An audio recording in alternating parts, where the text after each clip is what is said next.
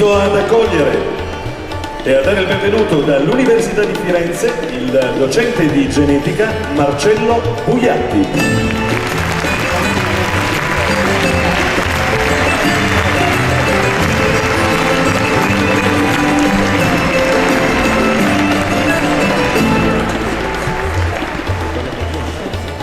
Dall'Università Austral de Chile, l'economista Manfred Maxneff.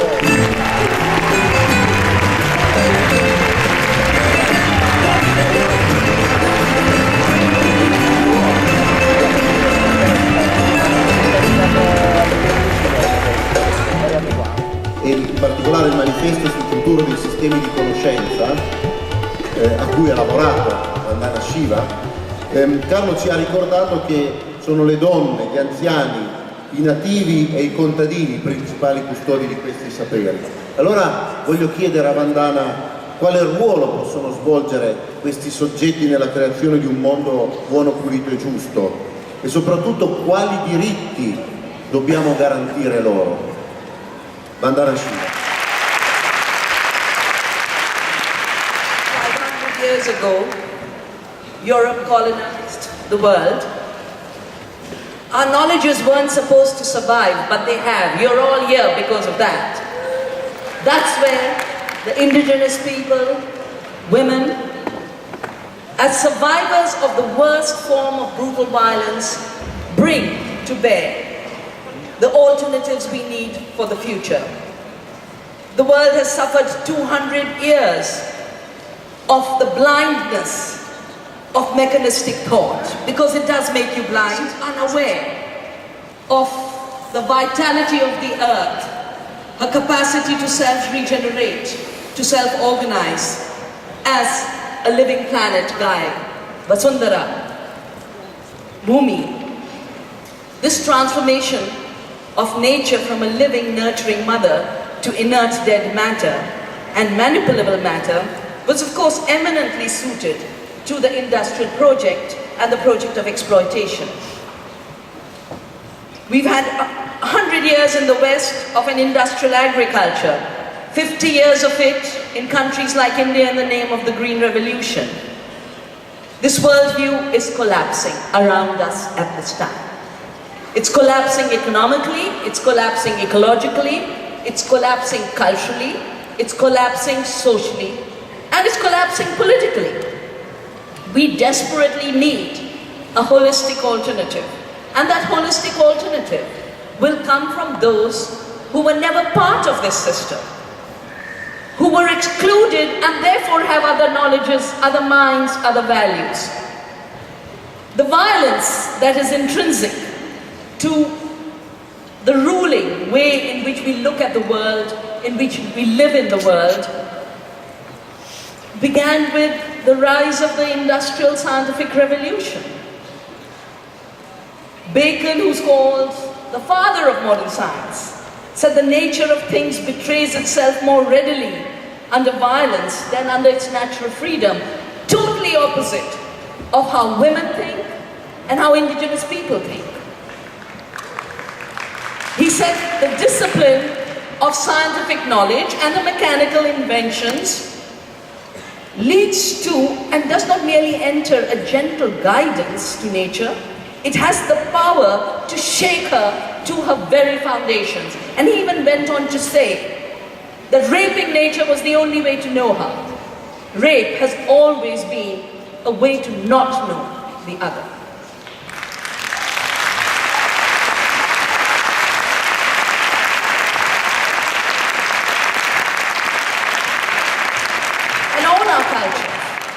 All our indigenous cultures have held the earth as sacred.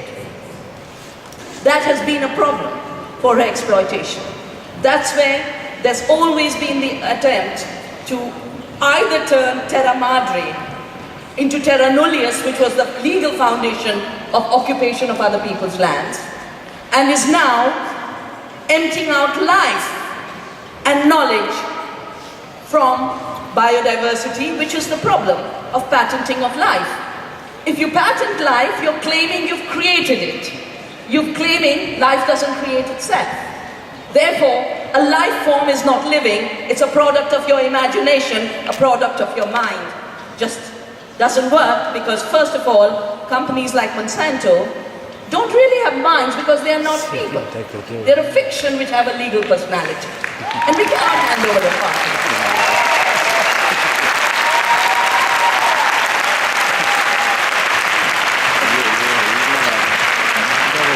The violence against the earth has always been linked to violence against the people and communities of the earth. In India, the British tried to make Ayurveda, the most amazing science of healing, illegal more than 100 years ago. It took Dr. Warrior, an Ayurvedic doctor, to organize Ayurveda as a system of knowledge to tell the British, we are smarter than you, not just as smart as you. And the proof is there. 1 in 3 Americans is turning to medical systems like Ayurveda, not trusting the reductionist, violent medicine that creates more disease than it cures.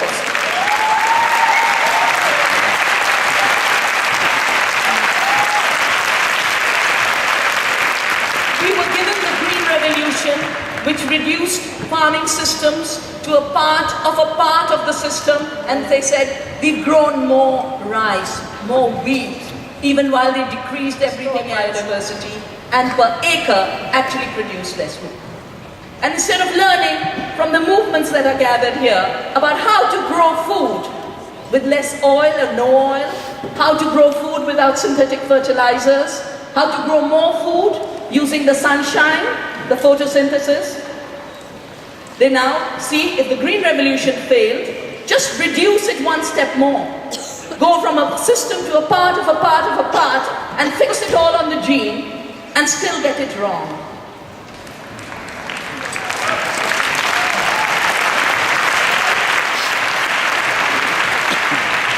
We should be celebrating this Terra Madre as the beginning of the end of Monsanto.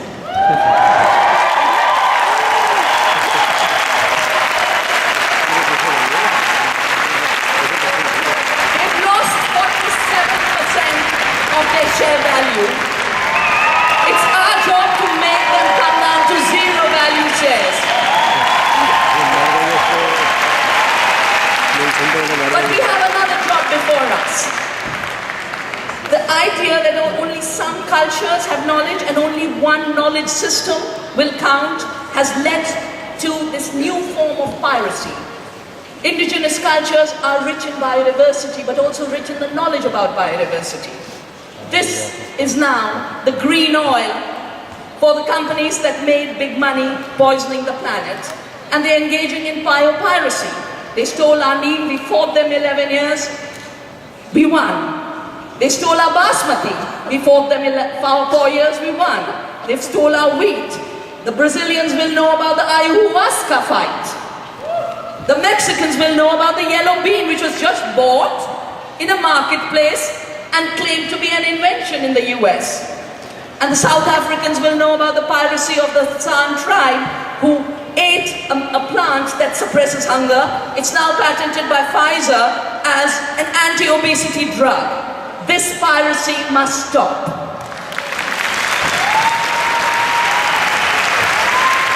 There's 1,000 patents now on the kind of seeds we have saved in Navdanya to deal with climate change. Seeds that can tolerate drought, can tolerate floods, can tolerate salt when the cyclones come. And the only way we can fight this is through building our movements. Because they've just had the Nagoya Convention on Biological Diversity meetings where the rich countries ganged up to block the southern countries' claim to stop biodiversity by saying just declare where you got the material from, declare where you got the knowledge from, so we can test whether you stole it or it's really yours. And everyone got together in the rich countries to say we will not disclose, which means we will have a right to piracy. So what are the rights we must strengthen? What are the rights that we are strengthening that will allow us to build the movement we are seeking to build and strengthen? 1987, when I came to know about patenting and GMOs, we built Navdanya with the idea that seed patenting is a violence against biodiversity and traditional cultures, and genetic engineering is a violence against all life on Earth. We've saved hundreds of thousands of seeds, and we began with the idea that seed is a common. We began with the idea of seed sovereignty. We began with the idea of the seed satyagraha, that, like Gandhi said, we will not cooperate with these laws, not in our minds and not in our hearts. They don't exist for us. We will function in the commons of our biodiversity and in the commons of our knowledge.